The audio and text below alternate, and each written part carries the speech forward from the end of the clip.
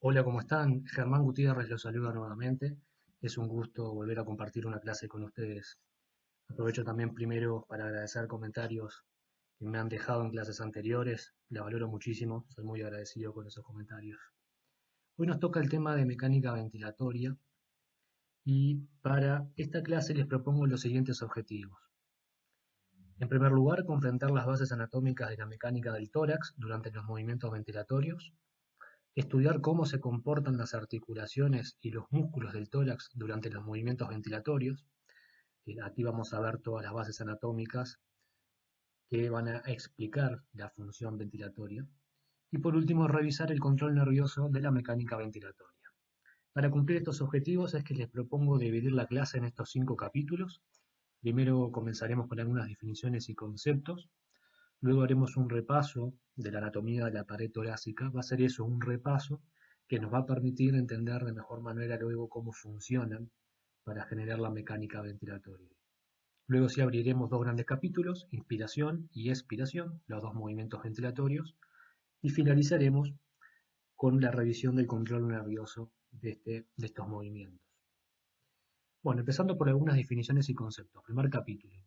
Definimos a la mecánica ventilatoria como el conjunto de movimientos que realiza el tórax para permitir la entrada y la salida del aire de los pulmones, para asegurar así entonces el intercambio gaseoso que se da en los alvéolos.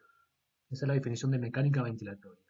Tenemos que separar, distinguir lo que es la ventilación o mecánica ventilatoria de la respiración, que hay veces que lo utilizamos indistintamente, pero no son lo mismo. Ustedes ya conocen la respiración, que es la que se da a nivel celular, la respiración celular. Los movimientos ventilatorios son dos, inspiración y expiración, que los vamos a estudiar en detalle luego más adelante. Y un concepto que quiero dejar desde ya bien claro, es que el aire, como ustedes ya saben que es un fluido, se mueve por diferencias de presiones, desde donde hay mayor presión a donde hay menor presión. Esto es un concepto muy importante para entender todo lo que sigue en la clase. Bueno, segundo capítulo. Aquí vamos a hacer un repaso entonces de la anatomía de la pared torácica. Vamos a hacer un listado de sus componentes, repasar las funciones del tórax y luego un repaso sobre el esqueleto, articulaciones y músculos. Al finalizar este capítulo vamos a tener bien armada la anatomía de la pared torácica para luego comprender cómo se pone en funcionamiento, ¿sí?, para producir los movimientos ventilatorios. Ese es el objetivo de este capítulo. Bueno, empezamos por los componentes. Una forma bien sistematizada de hacerlo es, bueno, empezando desde la superficie a la profundidad. Bueno, ¿cuáles son los componentes? Lo más superficial, la piel, le sigue el tejido subcutáneo, luego fascias musculares, enseguida los músculos, luego viene el plano esquelético con sus huesos y articulaciones, y por último la fascia endotorácica. ¿Sí? La fascia endotorácica es el componente más interno. Las articulaciones y los músculos, destacamos, del tórax le dan la flexibilidad, por ejemplo, para permitir la mecánica ventilatoria. Bien, las funciones del tórax, bien de manera general, son proteger al corazón y los pulmones, que están contenidos dentro del tórax y son órganos vitales, eso es importantísimo. Determinar la mecánica ventilatoria.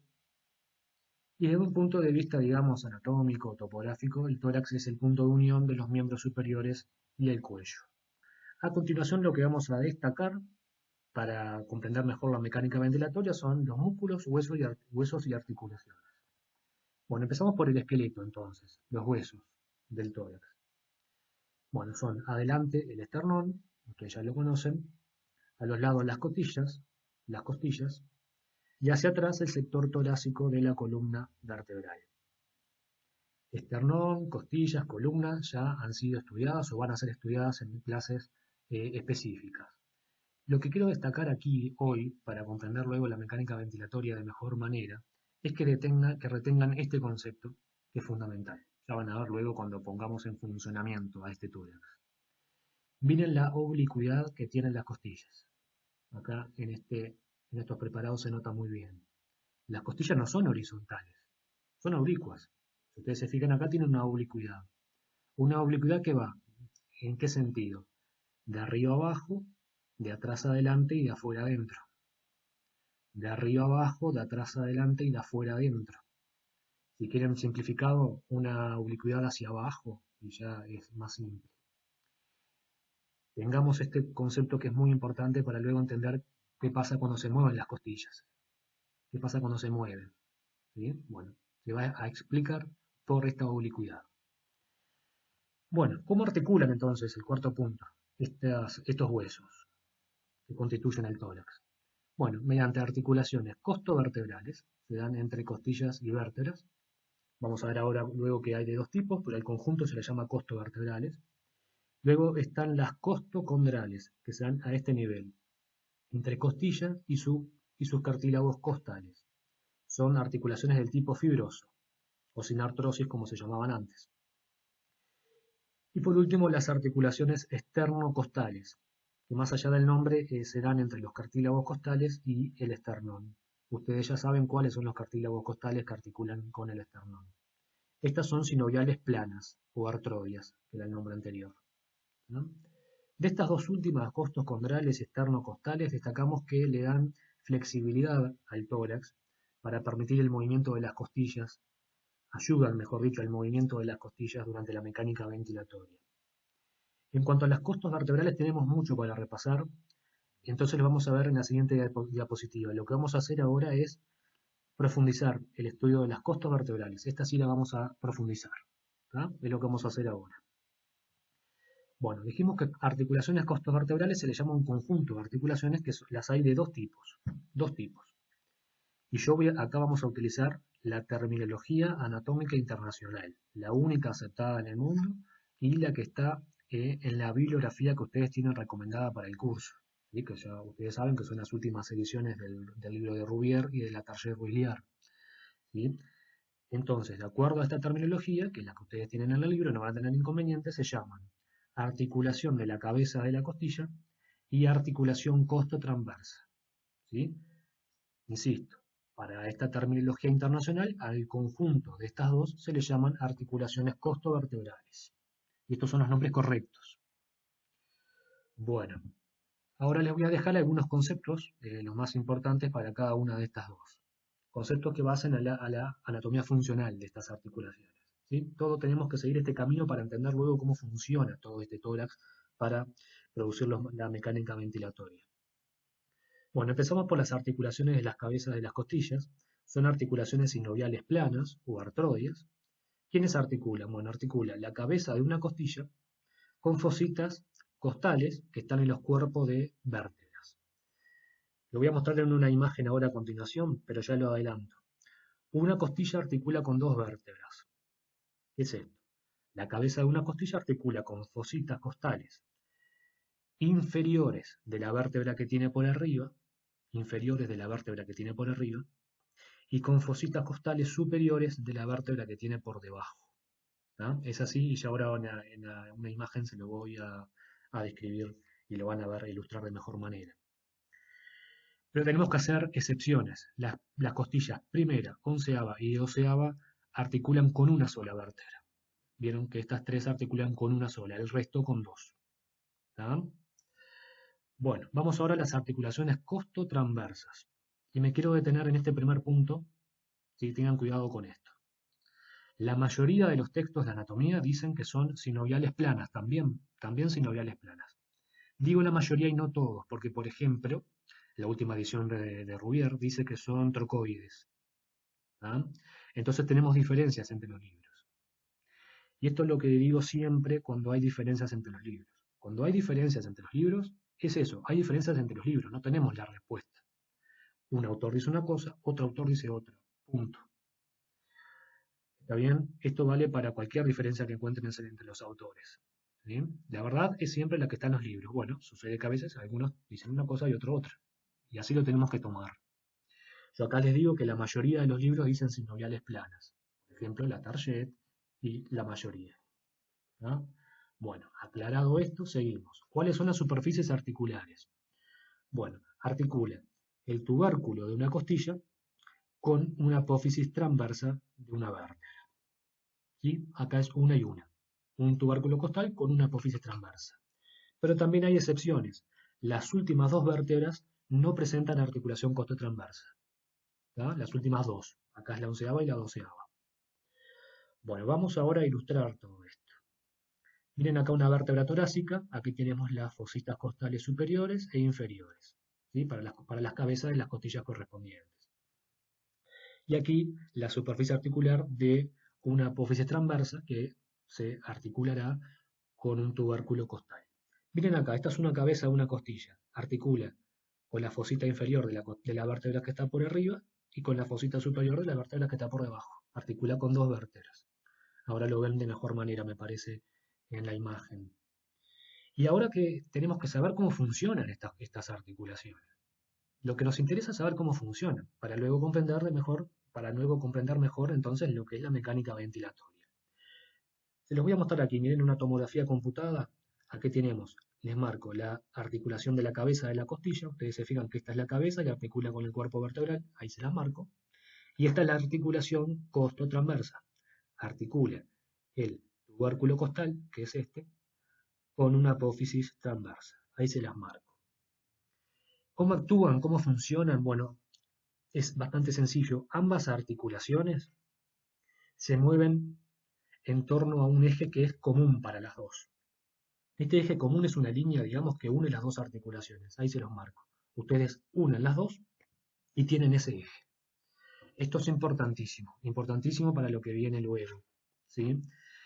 Es fundamental comprender este eje, cómo está constituido, qué disposición en el espacio tiene para luego entender qué pasa cuando se mueven las costillas. Pero eso, la disposición en el espacio y cómo se mueve, lo vamos a ver después. Por ahora tengamos esto. Ambas articulaciones costovertebrales actúan mediante un eje en común. ¿Tá? Luego vamos a ver qué pasa cuando ese eje se mueve. Bueno, perfecto. Quinto y último punto de este repaso, los músculos. En el tórax hay muchos músculos, aquí vamos a destacar los que tienen un papel en la mecánica ventilatoria. Son el diafragma, los intercostales y los músculos elevadores de las costillas, que antes también se llamaban supracostales, por eso ahí les dejo los dos nombres por las dudas. Y vamos a hacer entonces una reseña de cada uno de estos conjuntos de músculos. Empezamos por el músculo diafragma. Algunos conceptos a destacar. El músculo diafragma hay que estudiarlo todo, ¿sí? Aquí yo en esta clase lo que les voy a hacer es un repaso de los conceptos principales para entender la mecánica ventilatoria, insisto. Bueno, el músculo diafragma hay que tener en cuenta bien su definición. Es un músculo que separa y que comunica tórax y abdomen. Separa y comunica. ¿Sí? Es importante esto de que también comunica, porque ustedes saben que el diafragma tiene hiatos, forámenes, que permitan la comunicación, el paso de estructuras entre tórax y abdomen. Entonces separa y comunica. ¿Está bien? Recordar las inserciones, ¿sí? Del diafragma. El diafragma se inserta en el esternón, a nivel condrocostal, aquí adelante, y atrás en la columna, en las vértebras, mediante lo que son los pilares del diafragma. Es importantísimo retener esto, dónde se inserta, para luego entender qué pasa cuando el diafragma se contrae, cuando se mueve. Bueno, estos son los conceptos principales a destacar del diafragma para esta clase. Vamos a los músculos intercostales, ¿sí? Actualmente, ya hace muchísimos años, se sabe que hay 3 músculos intercostales en cada espacio intercostal. 3 músculos en cada uno de los espacios intercostales. Por ejemplo, acá esto es un espacio intercostal, una costilla, otra, y en este espacio intercostal va el paquete vasculonervioso intercostal y 3 músculos. ¿Tá? 3 músculos que de afuera hacia adentro, del exterior al interior, se llaman externo, interno e íntimo. Tengan cuidado con los nombres. El interno es el que está en el medio, por eso yo acá les pongo entre paréntesis medio. Se llama interno, pero es el que está en el medio. Hay otro más interno aún que se llama íntimo. Así que no se confundan con el tema de los nombres entonces. En orden de afuera adentro, externo, interno e íntimo. ¿Y qué tenemos que recordar de su anatomía funcional para entender la mecánica ventilatoria luego? Algo importantísimo, la dirección que tienen sus fibras. Las fibras musculares, acá representadas con estas líneas, no tienen una disposición al azar, aleatoria, no, tienen un orden específico. Miren ustedes, las fibras del intercostal externo son oblicuas en este sentido, hacia abajo, de arriba abajo y de atrás adelante, en este sentido. ¿Sí? Mientras que las fibras de los otros dos músculos interno e íntimo tienen una dirección totalmente inversa, ¿sí? Como que suben, ¿tá? Tienen una dirección en un sentido diferente. Esto es importantísimo para entender entonces qué pasa cuando se contraen estos músculos. Pongo el ejemplo del intercostal externo, ¿no? Que toma su punto de apoyo acá. Entonces, cuando se contrae, tironea de de la costilla que está por debajo. Eleva costillas. Los otros van a descender costillas, aunque tienen una dirección diferente sus fibras. Van a ver que esto va a ser fundamental luego para entender la mecánica ventilatoria. Y por último, los músculos elevadores de las costillas o supracostales, ¿tá? Que son varios, ¿no? Cada uno va desde una apófisis transversa, ¿sí? De una vértebra, hasta una costilla que está por debajo, hasta la costilla que está por debajo. De apófisis transversa a la costilla que está por debajo. Entonces vamos a razonar esto. ¿Qué dirección tienen sus fibras? ¿Lo ven acá? Hacia abajo, ¿sí? De atrás a adelante y de arriba a abajo. ¿Igual a quién? A los intercostales externos.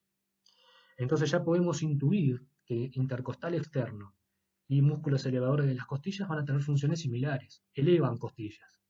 Vamos a ver después qué movimiento ventilatorio está implicado en esto de la elevación de las costillas, pero ya tenemos mucho adelantado. Bueno, con esto finalizamos entonces este repaso de la anatomía de la pared torácica. Acá ya tenemos identificados bien sus componentes, huesos, articulaciones y músculos, los tenemos bien identificados y vimos su anatomía funcional. Ahora lo que vamos a hacer en estos dos capítulos que siguen es poner todo esto en armonía, ver cómo funciona todo esto. Lo vamos a poner en funcionamiento, ¿sí? Para determinar entonces los movimientos ventilatorios. Bueno, habíamos dicho entonces que en movimientos ventilatorios hay dos, inspiración y expiración. Comenzamos con la inspiración. Y vamos a seguir estos puntos. Primero la vamos a definir, luego vamos a ver el comportamiento que tienen que tener la presión y el volumen del aire para determinar la inspiración. Para seguir comprendiendo, el siguiente paso es comprender cómo se mueven las costillas durante el movimiento de inspiración y finalizaremos estudiando cuáles son los músculos entonces que permiten la inspiración. Bueno, empezamos por definiciones.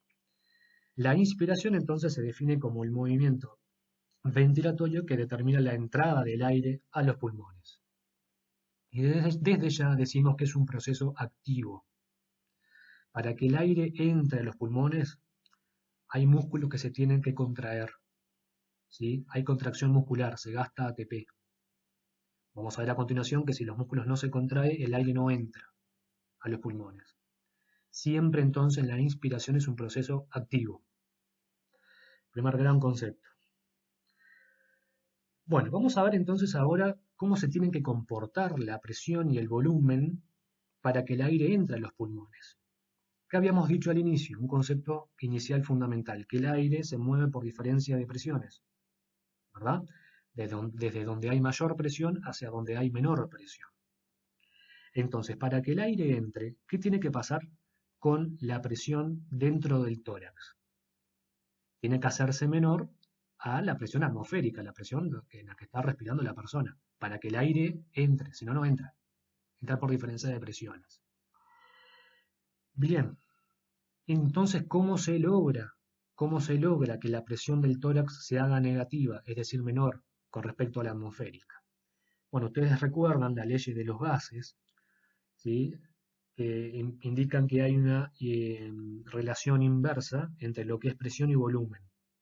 Si queremos disminuir la presión, el volumen tiene que aumentar. Así que para que el aire entre al tórax durante la inspiración, ¿qué tiene que pasar? El volumen del tórax tiene que aumentar.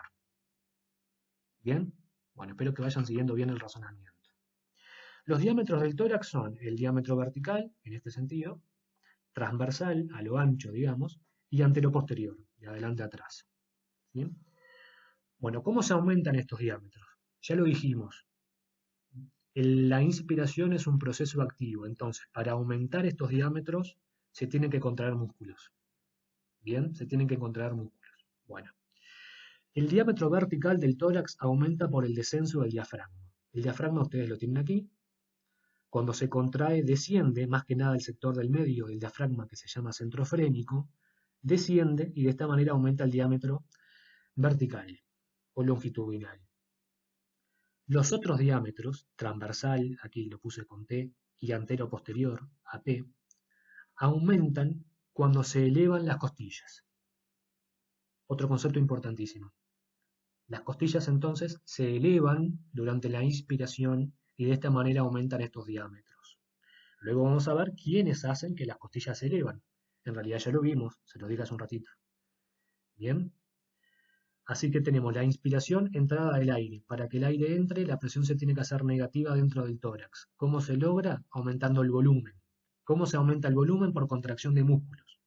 Diafragma, que al descender aumenta el diámetro vertical, y mediante la elevación de las costillas, que en un ratito vamos a ver cuáles son los músculos que elevan las costillas, que hacen que aumenten los otros dos diámetros, transversal y vertical. Transversal y anteroposterior, perdón. Bien. Perfectamente. Tercer punto entonces, los movimientos de las costillas. ¿Tá? Para entender entonces los movimientos de las costillas es necesario tener en cuenta algo que ya vimos más temprano, que es la oblicuidad que tienen las costillas. ¿Se acuerdan? Que son oblicuas de arriba a abajo, de atrás a adelante y de afuera hacia adentro. Digamos más fácil, oblicuas hacia abajo. ¿Tá? Entonces, cuando las costillas se elevan, si ustedes lo razonan por esta oblicuidad que tienen, van a aumentar los diámetros transversal y anteroposterior del tórax. ¿Sí? Se explica por la oblicuidad. ¿Y cómo se mueven estas costillas? Bueno, se mueven mediante las articulaciones costovertebrales. ¿Se acuerdan que eran de dos tipos? Y que funcionan mediante un eje en común. Entonces lo que vamos a ver ahora es cómo se comporta este eje común. ¿Bien? Siguiendo en este capítulo de movimiento de las costillas. Bueno, sucede que este eje en común de ambas articulaciones costovertebrales tiene una disposición en el espacio diferente, según si están en la parte inferior del tórax, en costillas inferiores, o si están en la parte superior. Bien, vamos a explicar esto entonces a continuación. Para el caso de costillas inferiores, las que están más hacia abajo en el tórax, representado de este lado del esquema, ¿se acuerdan que acá tenemos el eje común, que es una línea que une ambas articulaciones costovertebrales? Bueno, para las costillas inferiores, este eje articular común se aproxima al plano sagital. No es que sea estrictamente sagital, pero se aproxima, es casi sagital. ¿Tá? Casi sagital. Por tanto, si ustedes lo razonan y lo piensan, si una costilla siguiendo este eje se eleva, va a aumentar el diámetro, principalmente el diámetro transversal, como está mostrado de este lado del esquema. Concepto entonces, gran concepto. La elevación de las costillas inferiores aumenta principalmente el diámetro transversal del tórax. Bien, vamos a ver ahora qué sucede con las costillas superiores. Fíjense ustedes acá. Este es el eje común. Miren el eje en común de un lado de las costillas superiores y de las costillas inferiores. Tiene una orientación muy diferente, muy diferente. En las costillas superiores, este eje articular común se aproxima, es casi frontal, en este sentido. ¿Lo ven? Entonces, cuando se elevan costillas superiores, el diámetro principal que aumentan es el diámetro anteroposterior, en este sentido como está representado en las flechas. Así que otro concepto, la elevación de las costillas superiores aumenta principalmente el diámetro anteroposterior. Muy bien. Aquí lo tienen en el esquema, la elevación de las costillas inferiores aumenta el diámetro transversal, a lo ancho, digamos, y de las costillas superiores, aquí pintadas en celeste, el diámetro anteroposterior.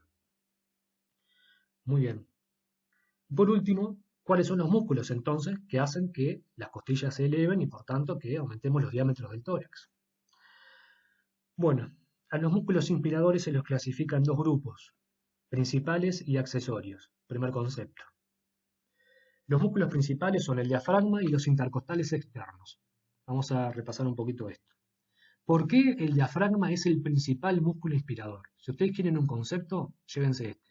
El diafragma es el principal músculo inspirador. ¿Por qué? Por varios motivos. Bueno, en primer lugar, por su potencia, ¿verdad? Ustedes ya han visto en imágenes, en clase, lo que es el diafragma. Y por otro lado, porque es el único músculo inspirador capaz de aumentar los 3 diámetros del tórax. Es el único que puede aumentar los 3. El vertical, ¿cómo lo aumenta? Ya lo explicamos hace un ratito. Cuando desciende, cuando el diafragma se contrae, desciende más que nada el centro frénico, que es la parte central, justamente. Y entonces de esa manera aumenta el diámetro vertical. Pero el centro frénico llega a un punto que ya no puede descender más. ¿Por qué? Porque hacia abajo tiene los órganos abdominales, ¿verdad? Entonces, cuando ya no puede descender más, se contrae la porción periférica del diafragma. La que, si ustedes recuerdan, se inserta en costillas y cartílagos costales. ¿Se acuerdan? Le di que retengan las inserciones condrocostales. Y actuando sobre estas inserciones condrocostales, eleva las costillas. Y al elevar las costillas, ¿qué pasa? Aumenta los otros diámetros del tórax. ¿Está bien? Bueno, y los intercostales externos, que ustedes recuerdan, la oblicuidad que tienen sus fibras hacia abajo, entonces cuando se contraen, tironean hacia arriba, digamos, elevan las costillas. Estos músculos se llaman principales porque actúan durante la inspiración normal, la inspiración tranquila, la mayor parte de nuestra vida, digamos. ¿Ah? Pero hay otros músculos que durante la inspiración tranquila o normal no actúan, pero sí durante la inspiración forzada. Son esta larga lista de músculos, que son los elevadores de las costillas, ya lo explicamos hace un rato por la oblicuidad que tienen. Hay algunos autores que lo ponen como principales, es un detalle. Los libros más nuevos, actuales, lo ponen como accesorios. Me parece que es un detalle que nos suma, son músculos inspiradores al fin. ¿Tá? Bien, los músculos pectorales, mayor y menor, los músculos serratos, anterior y posterior, el esternocleido mastoideo, los músculos escalenos y el dorsal ancho. Estos músculos, ¿por qué son inspiradores? Porque si ustedes se fijan, saben de antemano, tienen inserciones costales. Entonces, cambiando el punto de apoyo, estos músculos son capaces de elevar las costillas. ¿Sí? Son músculos, por ejemplo, que cuando queremos hacer fuerza para ingresar el aire, eso es la inspiración forzada, ¿sí? Que se ve en muchas patologías respiratorias, por ejemplo. Estos músculos van a actuar. Incluso en los pacientes se le ve las contracciones, por ejemplo, de músculos del cuello, se ven que hacen este esfuerzo para inspirar. Así que esto es importantísimo. Músculos inspiradores principales actúan durante la inspiración normal, tranquila, la de la mayor parte de nuestro tiempo. Los accesorios participan en la inspiración forzada. ¿Y cómo? Porque tienen inserciones costales. Bien, acá tenemos para repasar entonces la disposición de los músculos, diafragma, cómo el centro frénico desciende y luego actúa sobre la parte costal, el repaso de la dirección que tienen las fibras de los diferentes músculos intercostales, en este caso los intercostales externos, que son inspiradores, y acá tiene el supracostal también con una dirección similar. Todo esto ya lo habíamos visto y ya lo teníamos entonces estudiado. Vamos al capítulo de la expiración. Va a ser un poco más breve. Aquí vamos a definir la expiración entonces, ver cómo se comportan la presión y el volumen, y por último repasar cuáles son los músculos expiradores.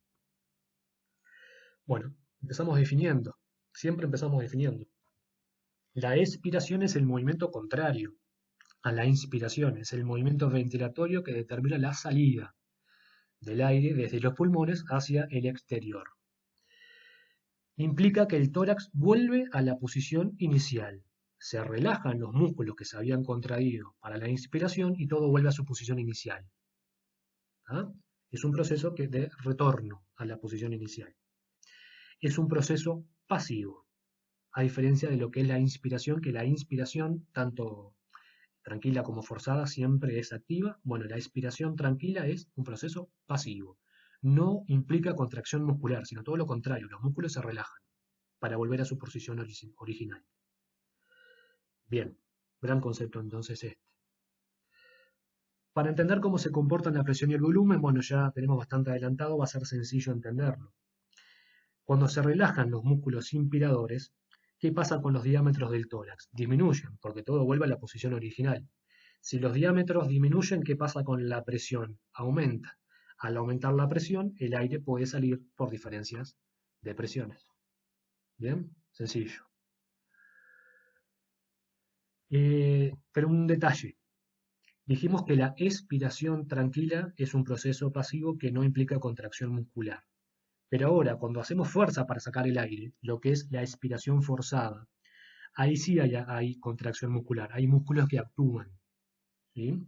¿Y cómo actúan esos músculos entonces para producir la expiración forzada? Mediante el descenso de las costillas. Es decir, todo lo contrario a lo que era la inspiración, que se elevaban las costillas. Es lo que ustedes van siguiendo bien todo esto. Bien, entonces, ¿cuáles son los músculos expiradores? En primer lugar, decir que durante la expiración tranquila no actúan músculos. ¿Ah? Los músculos expiradores actúan durante la expiración forzada. Esto que quede bien claro. Bueno, entonces son los intercostales íntimos, que si ustedes recuerdan, dada la dirección de sus fibras, lo entendemos bien.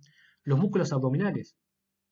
Vieron que cuando hacemos fuerza para sacar los músculos, estos músculos abdominales se contraen. ¿Por qué? Porque tienen inserciones costales. Entonces pueden actuar sobre las costillas y determinar todo lo que ya estuvimos viendo. Y los fascículos medios del serrato anterior. Bien, entonces estos son los músculos expiradores. Último capítulo. El control nervioso de la mecánica ventilatoria. ¿Sí? Esto es un capítulo muy importante. Entender cómo el sistema nervioso regula todo este complejo funcional que acabamos de estudiar. Bueno, entonces vamos a estudiar centros de la corteza cerebral y centros del tronco encefálico. En primer lugar, vamos a estudiar la corteza cerebral. Un repaso de lo que vimos en neuro ya hace un tiempo. La corteza cerebral se encarga de nuestra voluntad. Si algo es voluntario, interviene la corteza cerebral. ¿Qué pasa? Durante la mayor parte de nuestro tiempo, de nuestro día, de nuestra vida, digamos, nosotros realizamos los movimientos ventilatorios de manera automática. ¿Sí? No lo estamos controlando por la voluntad, pero se puede controlar por la voluntad. Ahora ustedes mismos pueden decir, bueno, quiero respirar más rápido, por ejemplo. Y ahí lo estamos controlando por la voluntad. Entonces, si controlamos por la voluntad, ¿quién actúa? La corteza cerebral. Bueno, y hoy en día se sabe que hay muchas áreas cerebrales que actúan controlando esta mecánica ventilatoria. Le voy a poner algunos ejemplos, los ejemplos más, digamos, principales. El área motora primaria, la corteza premotora, un área cortical mucho más compleja que es la corteza de asociación sensorial. Estas son las principales, pero se saben que pueden haber más incluso que estén implicadas en este control nervioso superior de la mecánica ventilatoria.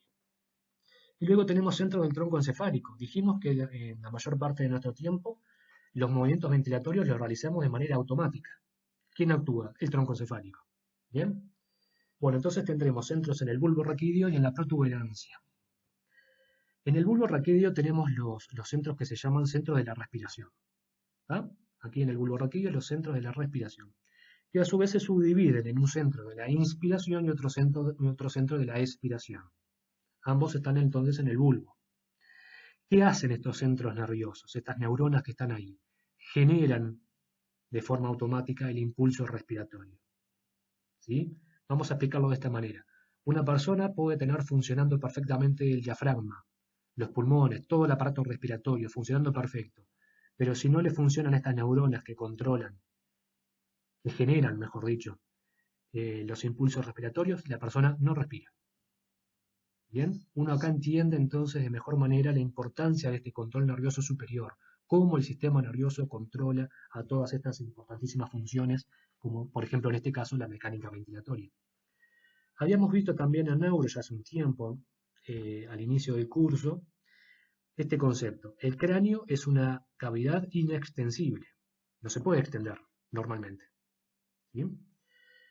Por tanto, cuando hay algo creciendo dentro del cráneo, por ejemplo un tumor, un hematoma, etc., el contenido tiene que salir por algún lado.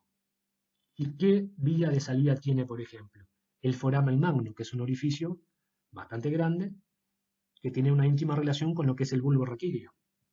Entonces va a comprimir el bulbo raquídeo sobre el foramen magno. ¿Y qué relación importantísima tiene el bulbo raquídeo aquí atrás que lo estoy mostrando?